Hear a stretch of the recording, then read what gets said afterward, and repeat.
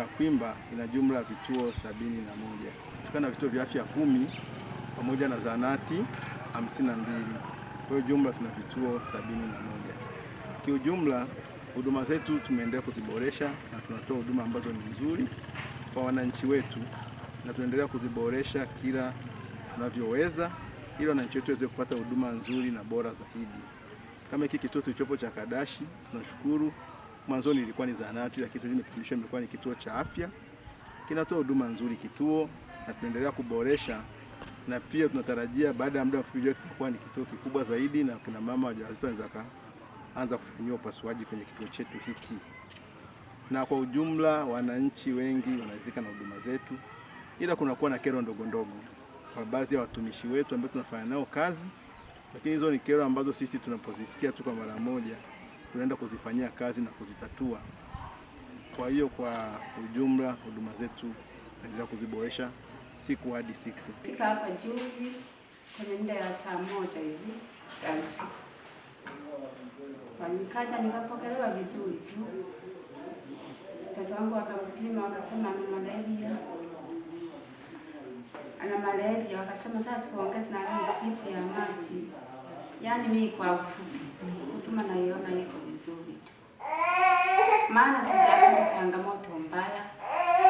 Wala nesi sijapata eti akasema subiri nije, hamna. Yaani kwa ufupi kabisa naona huduma ni nzuri. Mtoto wangu kutibiwa hapa hospitali. Jana nilimleta, nilipokelewa vizuri tu na dokta. Akaanza kupata huduma mpaka leo anapata huduma, anaendelea vizuri tu. Huduma ni nzuri, nimepokelewa. Nimefika hapa kituo cha afya nikapokelewa vizuri. Naona changamoto sio mbaya sana ya kusema kwamba wa mganga hawakutupokelea. Tumefika wakatupokelea vizuri. Nimefika wameshanipokea. Uko kwenye nitajifungua sana, nitakuja. Yaani huduma safi kabisa. Naitwa Felista Juma. Nilikuja kujifungua ilikuwa tarehe 18. Ila nilihudumiwa vizuri tu.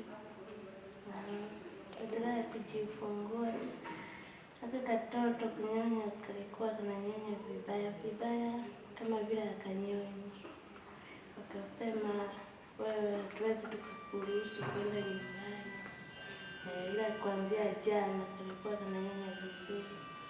Kwa kweli kwanza nimshukuru Rais wa Jamhuri ya Muungano wa Tanzania kupatia fedha kwa ajili ya ujenzi wa kituo hiki cha afya. Kimewasaidia wananchi wakazi wa hapa ambao walikuwa wanapata huduma kutoka zahanati ya Marigiso ambayo ina umbali wa kilomita kama 6. Lakini leo hii huduma tunaipata karibu, maana yake sasa mwananchi hapotezi muda wala fedha yake yote ile kutumia nauli kwenda kupata huduma. Baada ya hayo sasa niendelee tu kuishukuru serikali yangu ikiongozwa na Mama Samia kwa kuendelea kutoa huduma. Kwa sasa hali ya upatikanaji wa huduma ni nzuri, huduma zinaenda vizuri, wagonjwa wanatibiwa vizuri na wanatibiwa kwa muda. Kama kiongozi sisi tumejipanga, tuna timu ambayo tunafuatilia na kuwauliza wagonjwa huduma wanazopata, nini wanatakiwa kulipia na nini wasichotakiwa kulipia. Kwa maana hiyo tunaenda